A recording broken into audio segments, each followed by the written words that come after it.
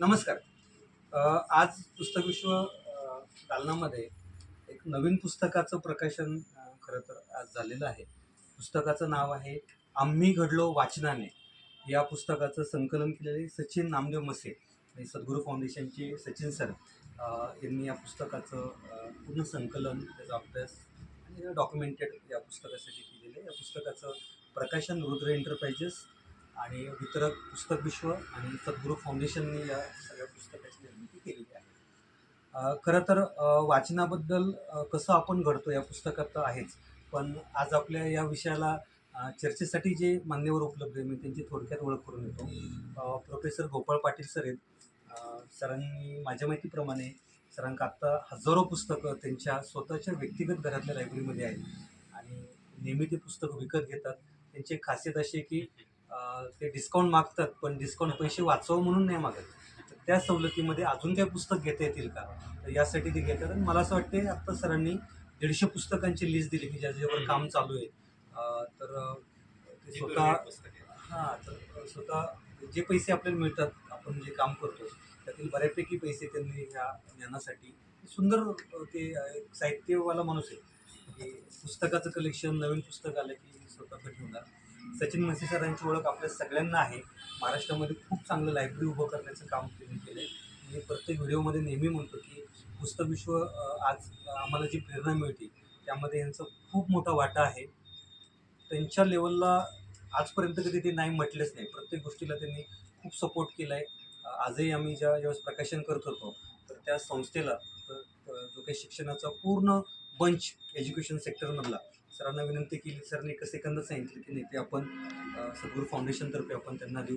आणि असं कायमच हे एक एक छोटंसं उदाहरण सांगितलं. अशी खरं तर हजारो उदाहरणं आहेत की त्यांनी त्यांच्या कार्यातून, फक्त बोलून नाही, त्यांच्या कार्यातून त्यांनी सगळं दाखवलेलं आहे.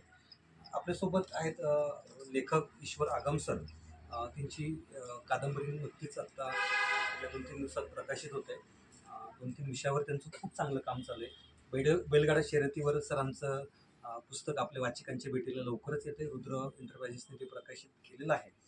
तर आपल्या मूळ मुद्द्यात आत्ता आपण परत बोलतोय की आपला आजचा विषय आहे की या पुस्तकामध्ये खरं तर काय, मी पुस्तकाबद्दल थोडक्यात बोलतो आणि मग आपण हे मान्यवर लोकांचे विचार ऐकू की वाचनाने कसं माणूस प्रगल्भ होतो, कसा त्याच्या आयुष्यात तो प्रोग्रेस करतो, हे आपण थोडंसं एक चर्चा स्वरूपात जाणून घेण्याचा प्रयत्न करू.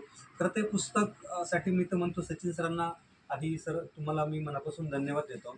धन्यवाद यासाठी देतो की संकलन करणं एवढं सोपं काम नाही आहे. गुगलवरून घेतला डेटा असं काम नसतं. त्यावर खरं तर तुम्ही म्हणता तसं की पुस्तक लिहित असताना आपण स्वतः मॅच्युअर होतो. कारण आपल्याला अभ्यास करावा लागतो की ह्याच्यात काय आहे नेमकं.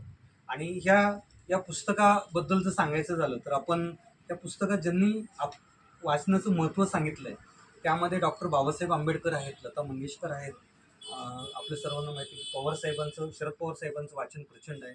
पवार साहेबांनी स्वतः लिहिलेलं आहे की त्यांनी कसं वाचनाने त्यांना तो फायदा झालेला आहे. तो लालकृष्ण अडवाणी आहेत, विश्वास नांगरे पाटील आहेत, प्रबोधनकार ठाकरे आहेत, नंतर मकरंद अनासपुरे, स्वामी विवेकानंद जे आहेत, पद्मश्री अण्णा हजारे आहेत, डॉक्टर श्रीपाल सबनीस आहेत, अरुणा ढेरे आहेत.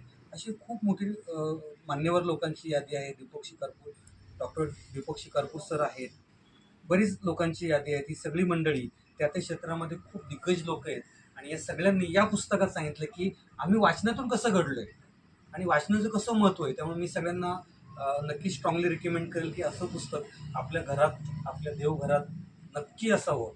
यातून आपल्याला काय बोध घेता येईल. आणि एखाद्याला वाचनाला आवड जर निर्माण करायची असेल तर त्याला काही बाकी सांगायची गरज नाही. हे पुस्तक द्या, तो वाचून तो ॲटोमॅटिक ठरवेल की कसं आपल्याला वाचनाचं यातून फायदा होईल. मी आपल्या मान्यवर लोकांक बोलतो. गोपाळ सर, तुम्ही आत्तापर्यंत खूप पुस्तकं घेतली. मी पाहिलं की माझ्या माहितीप्रमाणे पुस्तक विषयातून तुम्ही, मला असं वाटतं की 40-50 हजारपेक्षा जास्त किमतीची पुस्तकं तुम्ही घेतलेली आहेत. तर तुमचा वाचनाकडे बघण्याचा काय दृष्टिकोन आहे, आपल्या वाचकांसाठी प्लीज शेअर करावं. धन्यवाद सर. सर्वप्रथम मी सचिन मसे सर यांना धन्यवाद देईन की एक अशी चांगली कलाकृती त्यांनी वाचकांपर्यंत पोहोचवली. तर मला असं वाटतं, म्हणजे सुरुवात करण्यापूर्वी मला एक भारतरत्न डॉक्टर बाबासाहेब आंबेडकर यांचा एक विचार आठवतो की त्यांनी म्हटलं होतं की तुमच्याकडे जर 2 रुपये असतील तर त्यातल्या 1 रुपयाची तुम्ही भाकर घ्या आणि 1 रुपयाचं तुम्ही पुस्तक घ्या. तर पुस्तकं का घ्यावीत?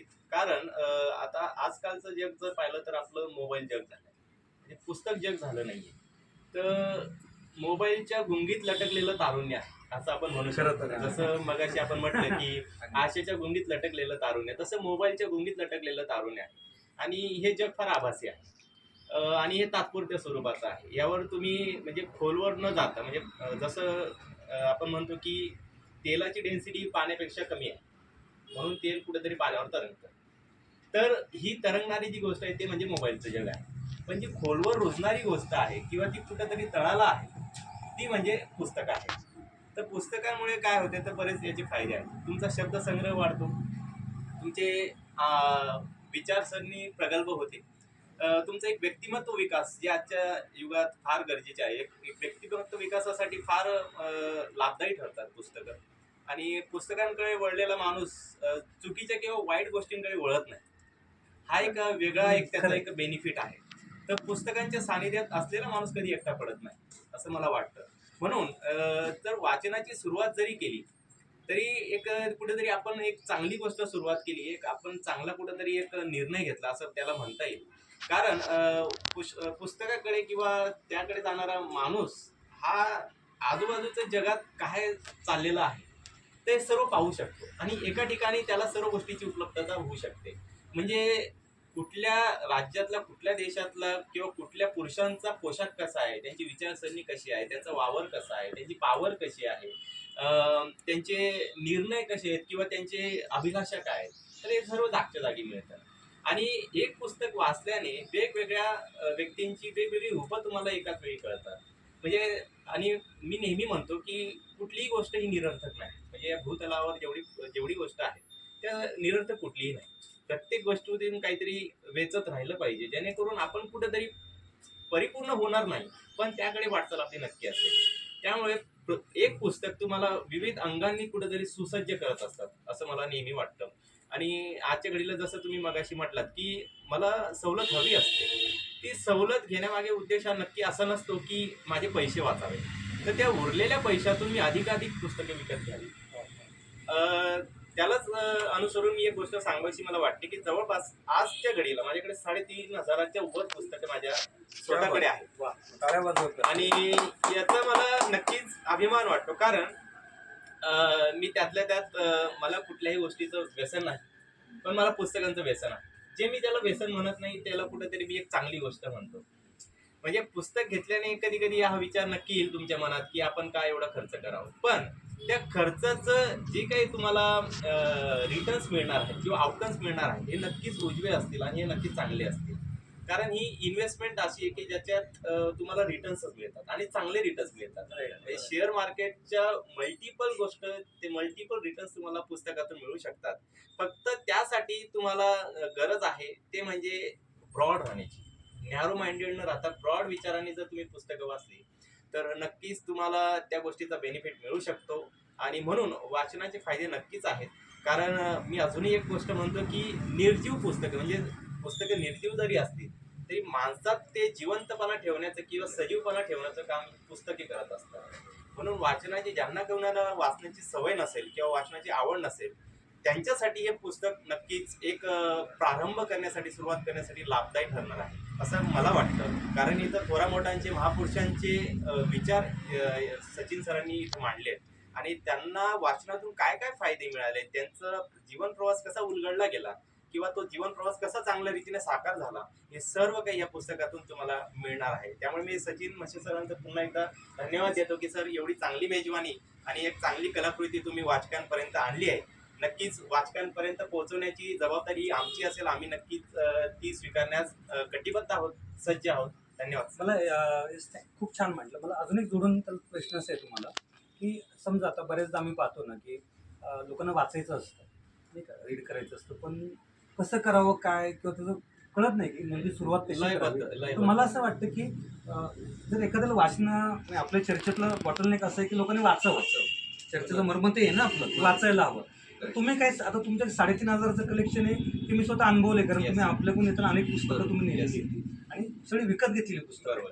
तर तुम्ही ज्यांना नवीन वाचन सुरुवात करायची त्यांना काय सांगाल, मी त्यांनी काय कसं सुरुवात करावी? मी त्यांना एवढंच सांगू इच्छितो सर, की वाचनाची आवड निर्माण होण्यासाठी सर्वात पहिले तुमचे आवडीचे विषय निवडावे. ओके, आवडीचं विषयाचं पुस्तक हा, करून तुम्हाला जो काही विषय म्हणजे ज्यात तुम्हाला रस आहे, ज्यात तुम्हाला कुठेतरी गंध आहे, तर ती अशी पुस्तकं तुम्ही निवडावीत जेणेकरून. आणि सर्वात जास्त मोठी पुस्तकं न निवडता तुम्ही छोटी छोटी पुस्तकांपासून ती सुरुवात करा. म्हणजे ते आपण म्हणतो की थेंबे थेंबे तळे साचे. तर एका थेंबाने तुम्ही सुरुवात करा, छोटी पुस्तकं वाचा. कदाचित काय असतं सर, बऱ्याचदा सर्वात मोठं पुस्तक किंवा जास्त व्हॉल्यूमचं पुस्तक आपण सुरुवातीला घेतलं तर कदाचित ते पानांचं दडपण आपल्यावर असतं आणि त्या पानांच्या दडपणाखाली आपण कुठेतरी दाबले जातो. तो गिल्ट राहतो की मी हा, पूर्ण पुस्तक की हे वाचलं. पुस्तकासाठी मला वेळ देणं अपेक्षित आहे आणि मी वेळ दिला तरी हे पुस्तक वाचून होणार आहे. कदाचित बऱ्याचदा आपल्या प्राथमिकता वेगवेगळ्या असतात, त्यामुळे पुस्तकं वाचून होत नाही एवढी मोठी. तर तुम्ही आवडीचा विषय घ्या आणि छोटी पुस्तकं त्याच्यातून वाचण्याची सुरुवात करा. म्हणजे एकदाची तुम्हाला आवड निर्माण झाली, एका पुस्तकाने तुमच्यात थोडे बदल घडायला सुरुवात झाली, तर नक्कीच तुम्ही मोठ्या पुस्तकांकडे वळू शकता. साधारणतः ते वाचन आपण केव्हा करायला हवं, दररोज किती वेळ करायला पाहिजे, असं काही तुम्ही कसं तुमचं रुटीन ठेवता वाचनाचं? वाचनाचं सर, मी माझा असा एकही दिवस जात नाही की मी विना वाचनाचं झोपी जातो. म्हणजे मी पुस्तक वाचूनच झोपी जातो. कारण तो एक आपला दिवसभराच्या त्या कोलाहल नंतर किंवा त्या एका काय म्हणतात व्हायब्रेशन्स नंतर आपल्याला कुठेतरी एक मनाची शांतता हवी किंवा शांती हवी असते.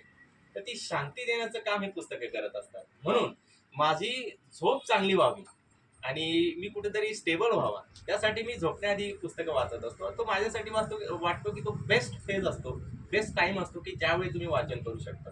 कारण अशा वेळी तुमची एकाग्रता चांगली असते, तुमचं फोकस तुम्ही असू शकतात आणि त्यातल्या त्यात जे तुम्ही काही वाचताय तर ते तुम्ही कुठेतरी आत्मसात करू शकता.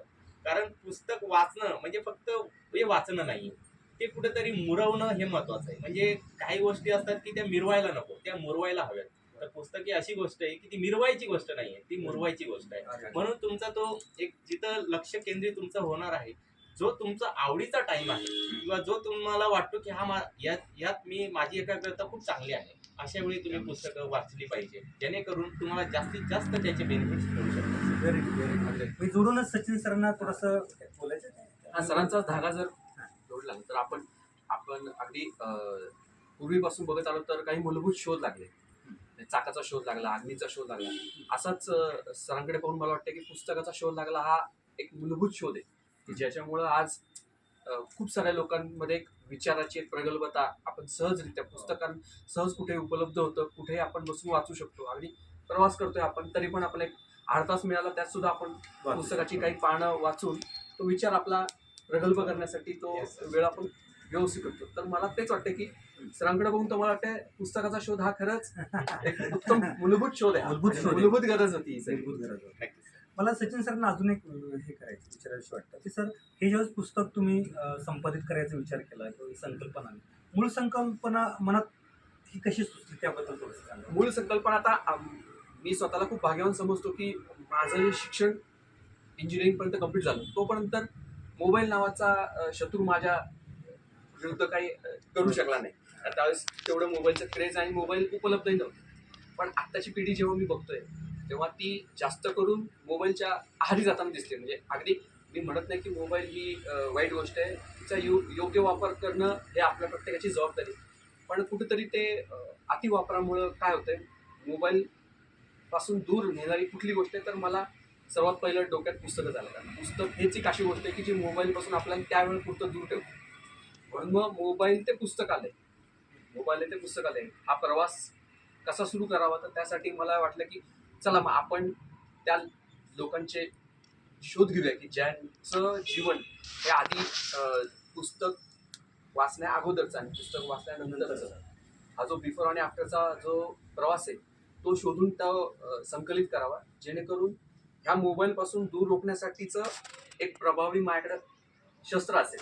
म्हणून हे शस्त्र म्हणून मी बेसिकली संकलन केलेलं आहे. अरे वा, म्हणजे मी पण असं नेहमी म्हणतो की चांगला वाचक हा चांगला लेखक होऊ शकतो भविष्यात, चांगला लेखक हा चांगला वक्ता होऊ शकतो भविष्यात, आणि ज्याचं वक्तृत्व चांगलं त्याचं कर्तृत्वही भविष्यात चांगलं होऊ शकतं असं मला नेहमी वाटतं. आणि याच्यासाठी तुमच्याकडे कुठेतरी साधन सामग्री पाहिजे, आणि ती साधन सामग्री म्हणजे पुस्तक. पुस्तकही माणसांना माणसांशी जोडतात आणि भावनेला भावनेशी जोडतात. त्यामुळे पुस्तकही वाचलीच पाहिजे आणि जेणेकरून आपलं जीवन संपन्न केलं पाहिजे. Very good very good. मी ईश्वर आगम सरांकडे येतो. ईश्वर सर, सर स्वतः लेखक आहेत आणि मी त्यांचं ते बघितलं, त्यांचं रायटिंग हे ते अगदी ओघवती आणि सुंदर भाषाशैली. खरं तर ते विचार मला असं वाटतं आधी वाचनातूनच आपल्या मनात येतात, मग ते प्रत्यक्षात ते येत असतात. तर तुम्ही तुमचं हे वाचनाची आवड साधारणतः कशी मेंटेन केली आणि सेम गोपाळ सरांसारखे यांचे की ते पुस्तक विकत घेतात, संकलित ठेवतात, नवीन नवीन विषय कोणते आल्यात याची माहिती घेत असतात. तर ही तुम्ही वाचनाची आवड तुम्ही कशी जोपासली त्याबद्दल थोडंसं सांगा. ही वाचनाची आवड म्हणजे नक्की मला आमच्या आजीपासून लागली. तिला वाचनाची खूप आवड. तेव्हापासून मला ती सवय लागली. आता आपली शेतकरी कुटुंब असल्यामुळे परिस्थिती एवढी नव्हती की बाबा पुस्तकं विकत घेऊन आपण वाचा. तर मग शाळेतल्या लायब्ररीमधून जेवढी पुस्तकं मिळत गेली तेवढी सगळी वाचत गेलो. तेव्हापासून ती सवय लागली मला. आता कसं होतं की एक सर्वसामान्य माणूस असतो. सरांनी पण त्यांच्या पुस्तकामध्ये हेच मांडलंय की एक सर्वसामान्य माणूस असतो, त्याची आधीची लाईफ कशी होती आणि पुस्तकामुळं किंवा वाचनामुळं त्याची लाईफ पुढं कशी बदलत गेली, त्यांचं व्यक्तिमत्व कसं घडत गेलं ते त्यांनी त्यांच्या पुस्तकामध्ये मांडलेलं आहे. तर होतं कसं की माणूस जेव्हा वाचायला सुरुवात करतो किंवा पुस्तकं वाचनामुळं होतं काय की लहान लहान ज्या गोष्टी असतात ज्या तुम्ही तक्रारी करत राहता त्या तक्रारी तुम्ही करणं बंद होता आणि त्या गोष्टीवर तुम्ही विचार करा की खरंच बाबा ही गोष्ट मला गरजेची आहे का, मी रिॲक्ट होणं गरजेचं आहे का, मी बोलणं गरजेचं आहे का. तेवढंच माणूस बोलतो आणि जेवढं गरजेचं आहे तेवढंच माणूस करतो. तर हे या पुस्तकामधून आपल्याला समजतं किंवा कळतं. माणसाचा विचार करण्याचा किंवा दृष्टिकोन सुद्धा बदलतो, प्रगल्भ होत जातो. त्यातून सांगण्याची गोष्ट आहे. मला अजून विचारायचं की तुम्ही पहिलं विकत घेतलेलं पुस्तक कोणतं आठवतं? मी मी सगळं दुकानात जाऊन किंवा जाऊन विकत घेतलेलं मी first सर सांगू का, म्हणजे आम्ही पैसे गोळा करायचो. 25 पैसे, 50 पैसे, 1 रुपया. आणि आमची शाळेची सहल असली ना की असे आम्ही बस स्टँडवर वगैरे गेलो की तिथं मी सगळ्यात पहिल्यांदा पुस्तक विकत घेतलं तर चंपक नावाचं पुस्तक. बरं, मी ते yes, पुस्तक बरं. विकत घ्यायचो. Very good very good. आणि ते त्यावेळेस बाल विश्व संपन्न करणारच होतं आणि त्यातल्या प्रत्येक गोष्ट ही खरंच खरंच म्हणजे आपल्याला एक त्यातनं काहीतरी चांगला विचार किंवा त्यातनं काहीतरी एक आपलं तात्पर्य असायचं, मिळायचं, त्यातनं काहीतरी चांगले विचार मिळायचे आणि त्या दृष्टीनं मग आणि सगळ्या नीतीच्याच गोष्टी होत्या त्यामध्ये. आपल्याला जे बेसिक मूल्य जे आपल्याला रुजवायची ती त्यातनं अगदी सहज मिळायची आणि अतिशय छान चित्र आणि आम्हाला पण ते चांदोबा चंपक खूप आवडायचं.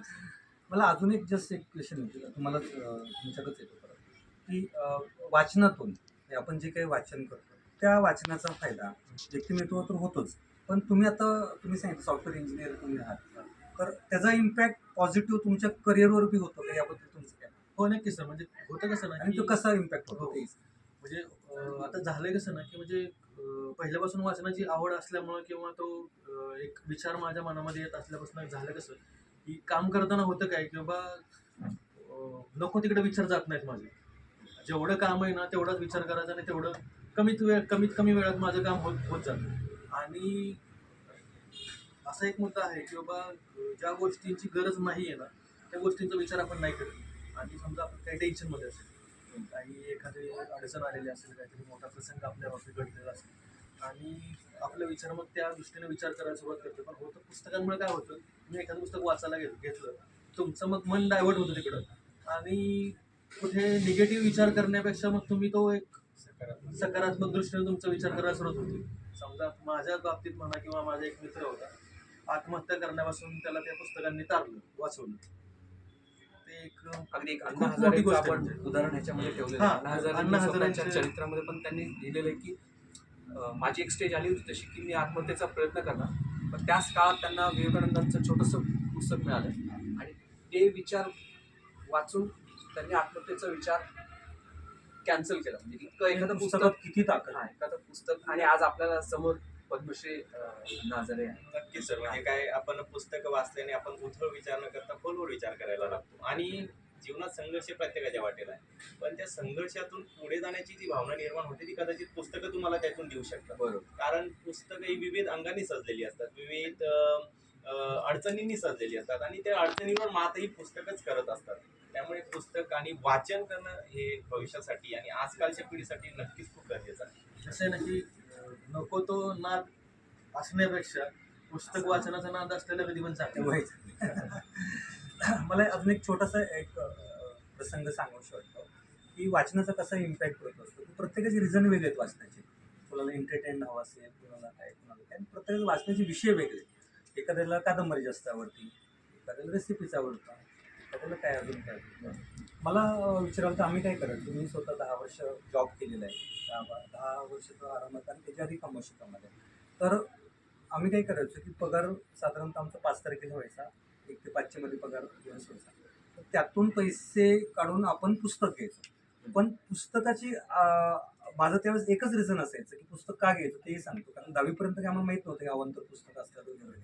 पण की मला असा प्रश्न पडायचा की समजा मी आता ज्या लेवलवर काम करते समजा एखाद्या कंपनीमध्ये, तर ह्याची पुढली लेवल कोणती आहे, तर आमचे सांगायचे बुवा ही लेवल पुढली आहे समजा तुमची. तर मग ते सांगायचे की तुमच्या असं असं स्किल पाहिजे. तर आजही माझ्याकडे पर्सनल लायब्ररी जी मी घरात मेंटेन केली, त्याच्यामध्ये बहुतांश पुस्तके सेल्फ डेव्हलपमेंट, कम्युनिकेशन आणि बिझनेस ग्रोथची आहेत. तर आत्ता बिझनेसमध्ये समजा मी आत्ता 3-4 वर्षात आलो घरी असतो, ते 10 वर्ष जॉब केला. पण जी काय प्रगती मी आता आता मी पुस्तक विश्व ज्यावेळेस लोक बघतात त्यांना असं वाटतं ही संस्था 20 वर्ष, किमान 20 वर्ष जुनी संस्था आहे. ती वाटण्याचं कारण म्हणजे एकमेव पुस्तक. कारण पुस्तकामधून रिजॅड सारखी पुस्तकं खूप वयाच्या अर्ली एजमध्ये झाली, आत्मचरित्र वाचून झाली. पवारसाहेबांची तर मी ज्यावेळेस त्यांचं ते लोक माझं सांगा ते वाचलं, तर त्यावेळेस त्यांनी कॅन्सरचा जो प्रसंग सांगितला, इट्स हॉरिबल आहे. किंवा त्या ह्याच्यातून माणूस एवढा स्थिर राहतो किंवा काय, तर ते त्या गोष्टीतून आपण इन्स्पायर होतो. आणि बिझनेसचे जे प्रॉब्लेम्स आहेत, म्हणजे माझा एक त्यातला एक स्वार्थी हेतू असा असतो पुस्तक वाचण्यामधला, असं मला वाटतं की समजा आता मी विचार काय करतो की समजा जी टॉपची लोक समजा आता ब्रायन ट्रेसी असेल समजा, किंवा ॲमेझॉनचे ओनर असतील, बेझोस असतील, ते लोकांनी त्यांच्या कंपन्या कशा ग्रो केल्या, त्यातून आपल्याला काही शिकता येईल का, आपण कोणता बोध घेऊ शकतो का. जसे की आता ब्रायन ट्रेसी छोटी सिरीज आहे 3-4 पुस्तकांची. त्यांनी काय केलं की बाबा 80-20 रूल खूप सुंदर मांडलं की तुम्ही 20% कामांना खूप फोकस दिला पाहिजे, त्याचा 80% इम्पॅक्ट येईल. ते आपल्याला कळणार कसं आहे, कोण सांगणार. आणि आता फॉर्च्युनेटली जेवढे काही ग्रेट लोक आहेत आता पुस्तकं लिहायला लागलेली आहेत. एक काळ असा होता की बाहेरची पुस्तकं आपल्याला मराठीत अनुवादित मिळत नव्हती. तर प्रत्येकाचं रिझन वेगळं आहे. तर मला तुम्ही विचाराल तर माझं रिझन असतं की मला त्यातून आनंद वाटतो, की मला असं वाटतं की ठीक आहे, आज आपण जर 100 लोकांना लीड करायचं असेल तर आपण कसं वागलं पाहिजे, आपण कसं बोललं पाहिजे, आपण कसं लिहिलं पाहिजे, कसं पेहरावं पाहिजे, कसं आपण किंवा बिझनेस समजा करत असेल तर ज्यावेळेस बिझनेसची पुस्तक वाचली होती तर आपल्याला कळतं इथिक्स, आपली बाउंड्री कुठे आहे, आपण एक लिमिट कुठं क्रॉस नाही केली पाहिजे, किंवा बिझनेस करत असताना तो इथिकली कसा केला पाहिजे, हा विचार आपल्यामध्ये वाचलं तरच येणार आहे. किंवा कोणाचं आपण त्यांचे इंटरव्ह्यू चांगले ऐकले तर येणार आहे. तर प्रत्येकाची कारणं वेगळी आहेत. त्यामुळे मला असं वाटतं वाचकांनी वाचायला त्याचं कारण, कुणाचं एंटरटेनमेंट असेल तर त्यासाठी वाचावं, कोणी बिझनेस करत असेल, कुणाला स्टार्टअप करत असेल त्या रिलेटेड पुस्तक वाचावी. पण त्या वाचनाचा तुम्ही ज्या कारणासाठी ठरवलंय त्या पलीकडे जाऊन फायदा होतो. मी समजा चांगला वाचक, मला असं कायम वाटतं बघा की एक चांगला नागरिक घडणं खूप मोठं कॉन्ट्रीब्युशन आहे. तर एक चांगला वाचक घडला, तो चान्सेस आहे की तो चांगला नागरिक होईल. आणि एक चांगला नागरिक घडल्यानंतर समाजासाठी त्याचा किती फायदा आहे. आणि उलटा विचार करा, एखादा जर चुकीचा घडला समजा, एखाद्या चुकीचं वळण लागलं तर त्या गोष्टीची त्रास किती लोकांना होतो, किती समाजाला होतो. त्यामुळे वाचन हे फर्स्ट प्रिन्सिपल आहे मला असं वाटतं की. आणि आम्ही आता मसे सरांच्या माध्यमातून आम्हाला बऱ्याच ठिकाणी ज्या संस्थांना पुस्तकं देतो, आम्ही त्यांना माफक तीच विनंती करतो की मुलांना तुम्ही वाचायला थोडासा वेळ द्या. त्यांना अवंतर वाचनासाठी त्यांना थोडंसं मोटिवेट करूयात. थोडी त्यांना एकदा टच चालू झाला, थोडंसं वाचनाची आवड झाली की मुलं परत मागे नाही करणार. मग ते त्यांच्या आवडीचं कलामांचं चरित्र वाचतील, अटलजींचं चरित्र, अनेक लोक आहेत आपल्याकडे शिकण्यासारखी, खूप चांगल्या चांगल्या लोकांचे चरित्र वाचतील आणि पुढे जातील. आणि याची सुरुवात छोट्या, आता कसं होतं की एक ठराविक एज आहे बरोबर. ज्यामध्ये तुम्हाला वाचनाची आवड लागते, तर तिथं आपण नंतरही प्रयत्नाने लागू शकते, नाही असं नाही. पण एक डेव्हलपमेंटचा एक पिरियड असतो, एक माइंड डेव्हलपमेंटचा एक पिरियड असतो. त्यामध्ये आपल्याला हे जे काही संस्कार आहेत ते आपल्या कृतीतून सगळ्यांना दाखवावं लागणार आहेत. अजून एक पॉईंट सांगतो की तुम्ही जे म्हटले की मोबाईलचं व्यसन, लिटरल सांगतो इट्स हॉरिबल आहे. समोर मी अशी उदाहरणं किंवा आम्ही आमच्या घरात सुद्धा पाहतो की मोबाईलपासून लांब राहणं. आपण मोबाईलच्या अगेन्स्ट नाही आहे, कारण मी अनफॉर्च्युनेटली मोबाईलचं मलाही आता व्यक्तिगत खूप त्रास होता. आम्हाला ते आता ऑनलाईन ठेवावं लागतं कारण लोक हे करतात वगैरे. पण आता मला वाटतं बरेच दिवस झालं तर आम्ही असं करतो की मला त्यात असं जाणवायला लागलं की माझी क्रिएटिव्हिटी कमी होते. तर आम्ही असं केलं की 8ला लॉगआउट झालं की माझा फोन शक्यतो तुम्ही बघितला असेल तर लागतच नाही, कारण तो लागत नाही. म्हणजे तो डायरेक्ट फ्लाईट मोडला असतो आणि सकाळी 10ला मी आता ऑन करतो. आणि शक्यतो मला तर पूर्ण पाळता येत नाही, पण शक्यतो माझा असा प्रयत्न चालला आहे की तो मोबाईल डायरेक्ट ड्रॉवरमध्ये असतो, माझ्याकडे मोबाईलच नसतो आता त्या वेळेनंतर. म्हणजे काय होतं की मग आपल्या फॅमिलीसाठी वेळ देता येतो, शांतपणे विचार करता येतो. मी स्वतः 2 वर्ष एक पुस्तकावर काम करतोय, तर मग त्या बैठकीसाठी वेळ देता येतो. अशा अनेक गोष्टी करता येतात. तर मोबाईल हा खरंच मोठा आता राक्षस तयार झालेला आहे आणि त्यातून बाहेर काढायचं असेल तसं गोपाळ सर म्हटलं की हे परत आपल्याला पुस्तकांकडं आणणं गरजेचं आहे आणि मोबाईल ते गरजेचं मोबाईल आहे. माणसाला माणसाशी जोडत चाललाय, पण तो माणसाला माणसापासून तोडतही चाललाय. हां. म्हणजे जसं आधी असायचं की विज्ञानाचे फायदे की तोटे, शाप की वरदान, तसं मोबाईलची दोन बाजू आहेत की जे जसे जसे त्याचे फायदे आहेत तसे त्याचे तोटे देखील आहे आणि तोटे जास्त आहेत. तोटे जास्त आहे. म्हणजे ते आपल्याला किती घ्यायचं, कितपत घ्यायचं, केवढं घ्यायचं हे आपण ठरवलं पाहिजे. आणि याच्यातही छोट्या छोट्या गोष्टीपासून आपण सुरुवात करू शकतो. म्हणजे वाढदिवस असतात, तर वाढदिवसाच्या दिवशी तुम्ही काही भेट वस्तू न देता तुम्ही एक पुस्तक भेट द्या. हो. कदाचित त्याच्यातून वाचनाची सुरुवात कोणीतरी करू शकेल. आणि तुम्ही जसं म्हटलात की वाचनासाठी देखील एखादं निमित्त असावं, तर हा. निमित्त ठेवूनच पुस्तक वाचनाची सुरुवात देखील करू खरं, शकतो. हां, एक्झॅक्टली. म्हणजे हेही आपल्याला करता येईल. तर छोट्या छोट्या गोष्टी आहेत ज्याच्यातून आपण सुरुवात करू शकतो आणि एक चांगली सुरुवात एक तुमचा चांगला शेवट ठरवू शकते. हो, हो. तर हे मला वाटतं आणि ही चांगला शेवट जर हवा असेल तर तुम्ही पुस्तकांच्या तुम्ही वाचनाच्या सानिध्यात असायला हवं. अगदी बरोबर आहे. मी त्यातला एक प्रसंग सांगतो की ज्यावेळेस माझ्या एक उदाहरण सांगतो की अनिल पवार म्हणून एक आहे सह्याद्री प्रतिष्ठान, मला वाटतं सचिन सरांचे एकदा भेट सरांच्या हे करतात ते. तर अनिल पवार सर एकदा असं झालं की ज्यावेळेस मी त्यांना ओळखत नव्हता अगोदर आणि ते आले होते, मी बहुतेक तुम्हाला शेअर केलं तर त्यावेळेस कसं आठवत नाही मला. पण अनिल पवार सर आले होते आणि ते जवळपास माझ्या माहिती 1-2 तास दुकानात होते. ते पुस्तक जवळपास ते पाहत होते आणि त्यावेळेस आणि ते बोलत फार कमी होते. तुम्ही जर त्यांची इंटरॅक्शन करायला गेले तर ते संवाद फार कमी साधतील. म्हणजे अनावश्यक बोलणार नाही, पण त्यांच्या तोंडातून येणार एक एक शब्द जर बघितला ना तर तो इतका मॅच्युरिटीचा, इतका डिग्निटीचा असतो. म्हणजे ते आणि इतकं अफाट त्यांचं नॉलेज. मला त्यावेळेस खरं सांगतो, मी वाचन माझं वाढवायला हवं ला तिथं अजून एक बळकटी मिळाली. कारण ही लोक जे वाचतात ना ती लोक तुम्हाला वायफळ चर्चा करताना दिसणार नाही. ते तुम्हाला, मला असं वाटतं कदाचित ते आपण जे ह्युमॅनिटी म्हणतो, माणूस म्हणून जे बघण्याचा दृष्टिकोन असतो, म्हणजे चोरात सुद्धा कदाचित असं जाणवतं की त्याचं काहीतरी काय प्रॉब्लेम असेल. म्हणजे त्याच्यात मॅच्युरिटी आणि ते त्यांच्या दिवस मी बघितलं ना, त्यांनी मला आजही आठवते, त्यांनी त्यांच्या मुलीसाठी, त्याची मुलगी आता मला वाटते 9वी 10वीच्या पेक्षाही कमी असेल आता, तर त्यांनी एक लमसम एकदाच त्यांनी जवळपास मला वाटतं 50,000 पुस्तकं आपल्याकडे विकत घेतली होती. त्यासाठी त्यांनी सरांनी छान एक फ्लोअर वेगळा केला आहे. ते खरं तर त्यांचं लायब्ररी बघण्यासारखी, आपण एकदा जाऊ इतकं सुंदर लायब्ररी केली घरामध्ये. आणि तो म्हणजे इट वॉज इन्स्पिरेशन. जसं सचिन सरांचा मी सारखं उल्लेख करतो तसंच ती व्यक्तिमत्व आहे की ते इतके कमी बोलतात ना, ते तुम्हाला असं फालतू बोलताना दिसणार नाही. आणि तुम्ही ज्या विषयाबद्दल बोलाल त्या विषयाचं इतकं उगवतं ज्ञान आहे की आपण फक्त असं वाटतं रे सर बोला, पण ते सुद्धा त्याची मर्यादा पाळतात. तुम्हाला जो मुद्दा आहे त्याबद्दल मोजकं बोलणार, पण इतकं बोलणार, ते इतकं मर्म सांगणार. आणि तुम्ही बघा, ते आले की 2-2 तास स्वतः त्यांनी इतके व्याप आहे त्यांचं बिझनेस येते, त्यांच्या चेहऱ्यावर त्यांचे इमोशन कधी दिसत नाही, त्यांच्या चेहऱ्यावर तेज दिसतं आणि ते ज्ञानाचं तेज आहे. तुम्ही विषय काढा, तुम्ही सांगा की समजा तुम्ही त्यांना सांगितलं शिवराज्याभिषेक समजा विषय घेतला, तर त्यांनी तर आता ते पुस्तक बी सरांचं आलंय, तुम्हाला ते किती वेळ सांगतील, व्यवस्थित समजून सिस्टीम समजून सांगतील, हे कसं आहे काय आहे, त्यांची पोस्ट बघा, त्यांचं काम बघा.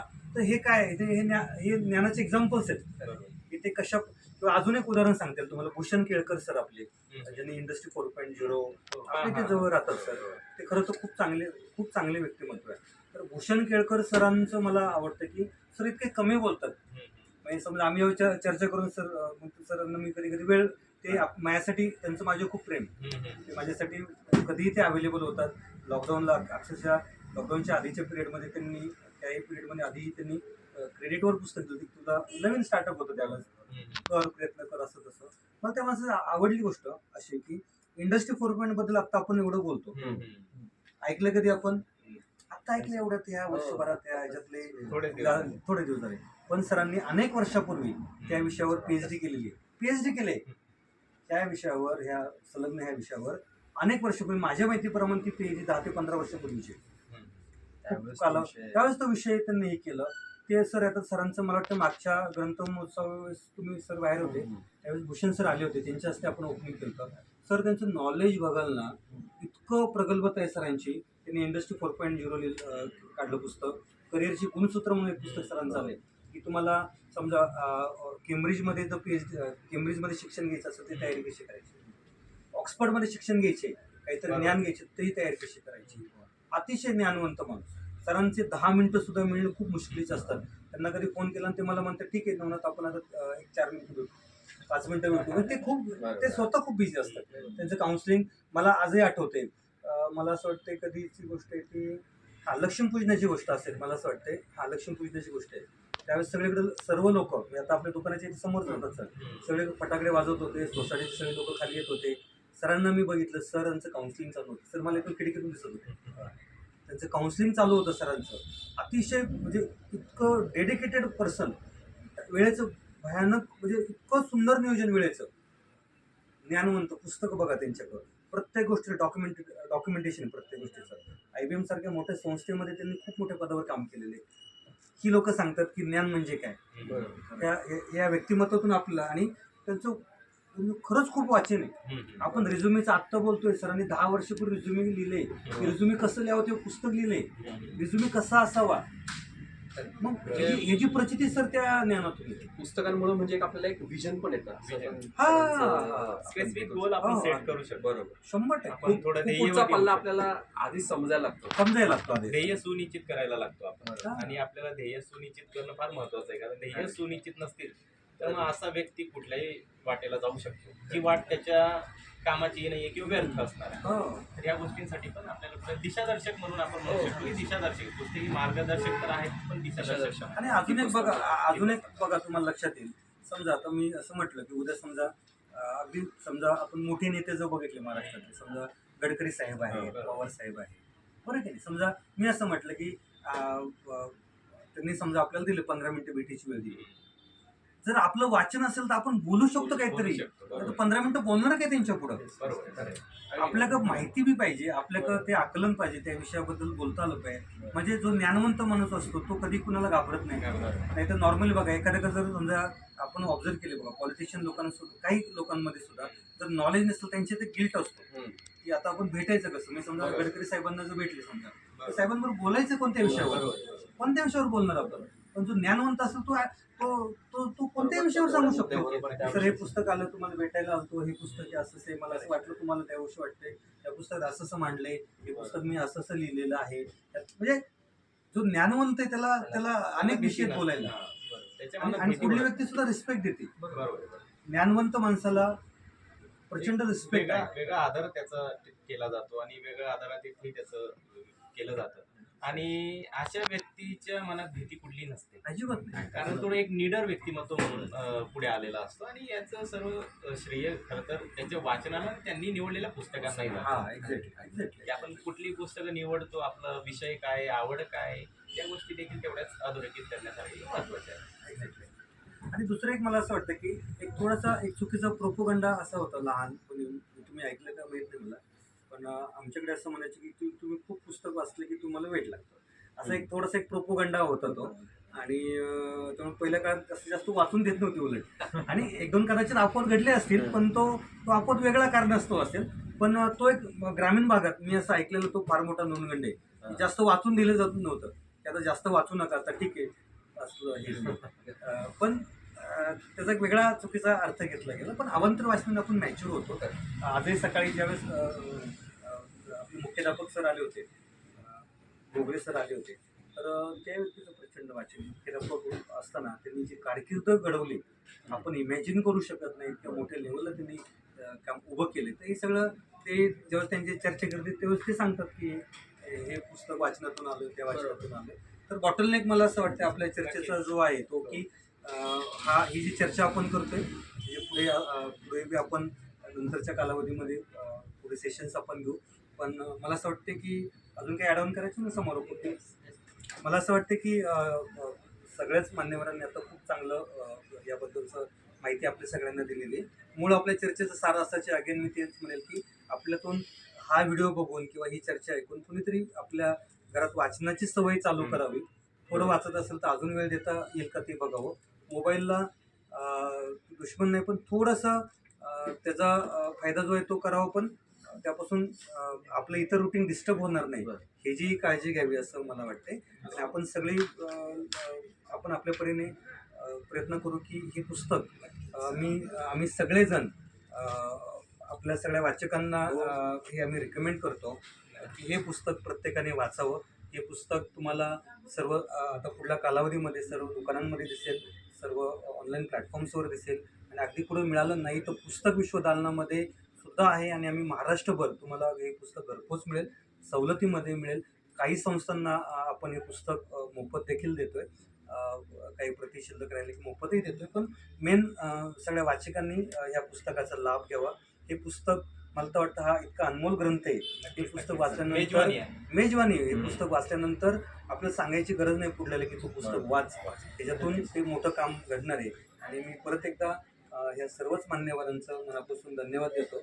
आज त्यांचा खरं तर सुट्टीचा वेळ होता, पण आवर्जून आले आणि आपल्या या बरीच आजची तरुण पिढी ही कारणं किंवा तक्रार शोधत असते, पण तक्रारीचं निवारण करणं किंवा कुठल्या तरी कारणांचं निवारण करणं आणि उत्तरांवर जास्तीत जास्त वेळ घालवणं हे जास्त महत्वाचं आहे. आणि अशी पुस्तकं वाचत राहिली तर त्यांना कदाचित उत्तरही मिळत राहतील, तक्रारी कमी होतील, कारणं कमी होतील. कारण ज्या दिवशी तुम्ही कारणं किंवा तक्रारी शोधत राहाल तेव्हा आपोआपच तुम्ही उत्तरांपासून लांब जाल. ही गोष्ट तेवढीच खरी आहे. आणि उत्तर शोधायची असतील तर पुस्तकात रमायला हवं, त्यांच्या सानिध्यात राहायला हवं. नक्कीच तुम्ही एक चांगलं व्यक्तिमत्व म्हणून कुठेतरी देशहितासाठी नक्कीच त्याचे सत्कार केला. 100%. Thank you sir. येस, चला मी परत एकदा सगळ्यांचं आभार मानतो आणि आजचं सेशनचं समारोप करतो. खूप खूप धन्यवाद. थँक्यू. थँक्यू.